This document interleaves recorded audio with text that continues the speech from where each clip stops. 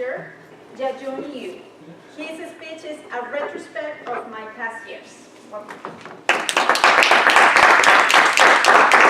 So, recently I've been reading a book written by Jimmy Carter, and in his 90s he's still being very active, and he had this book reflecting, retrospect his past years as president in U.S. and also served the nation in Jimmy Carter Center, and also being very active in his church. So I think for me, even though I'm very young, but this Saturday is my 29th birthday, and I'm expecting to have my first child this December. So I think it's a good timing for me to retrospect my past years. So I have this note, I can't remember, so I wrote it down. It is a saying by the very wise Chinese man, Confucius. So it says, at 15, I had my mind bending on learning. At 30, I stood firm. At 40, I had no doubts. At 50, I knew the decrees of heaven. At 60, my ear was an obedient organ for the reception of truth. At 17, I could follow what my heart desired without transgressing what was right. So I'm only almost only 30. So I spent most of my past years studying. So I grew up in China, and I remember when I was in elementary school, that was my very wonderful and happy time. In school, I have several good friends. We can play well and study together, and after school, we go back home. We went back home together and collecting the colorful stones on the way and chasing the butterflies. So things like that, I'm very happy. I like learning. I have my interest in Chinese, also have drawing skills, and have a dream of become a drawer someday, or a Chinese novel writer. So I have these dreams every day, and I have no worries, and I have so many good friends around me. We can play. But starting from third grade, my parents started to give me the impression they want me went to a direction they want me to. So they asked me to go study more in the summers to prepare for an entrance exam in a better school. So that's the end for my very happy childhood. So I spent the whole summer studying very hard in math and the other subjects that are required for the exam. So I got passed and being accepted for a better elementary school, and spend the rest of the school years in the school. So move on to the junior and high schools. So pursuing knowledge isn't just something fun anymore. It's about competition. So in China, we have just like India, we have so much population, and everyone is compete. So pursuing knowledge means you have to have better scores.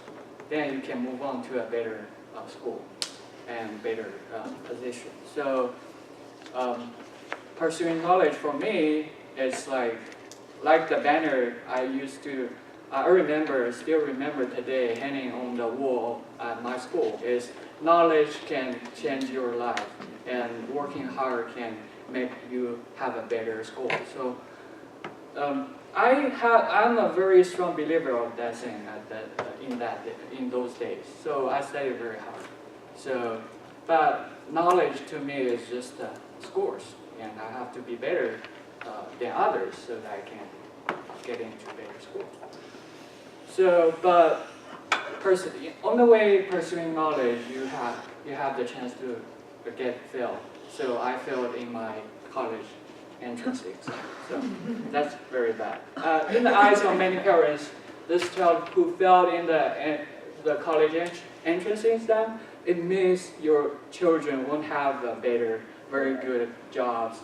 probably won't afford any houses in the future, or even have a spouse. so I was in very bad mood in the college life. I saw my peers there play very cheerfully, even though they don't have the reality in their mind. But I can see I have a very bad future awaiting me. But at this time, I started to think, what knowledge to me, right? So I already have this much knowledge, but I can see, even though the people with very much knowledge, they have miserable lives. So this recalls me a very, very good example. When I was in high school, we have a very famous schoolmate who was born in a very poor family, and his intelligence made him to be a student in a very good, the top one university in China, and then he went to Stanford for his graduate school. So, but in the later year, in the high school, everyone talking about this example, and we view him as the model for everyone. And later years, you heard the story that he committed suicide because he doesn't have the passion in his academic field, and later he pursued a totally different path, and he got the pressure from his managers, and that's the bad end for him. And when I heard of this story, I told myself, what's the knowledge can change him? His life doesn't be changed by the knowledge he gained during these years. So what does it mean, knowledge, right? And I started to think about this, and until today I can stand here and looking back and see it's not all about knowledge, it's about the skills you can apply the knowledge to your life, can change your life, right? So today I stand here, and as Confucius said, at 30s you can stand firm on the ground. I mean, we have the knowledge today, we can use the knowledge we have to bring the bread on top of our, to feed our family, but the legacy and the wisdom you can pass on to your later generations is the wisdom, and is the wisdom that you know how to apply your knowledge to your life. Thank you.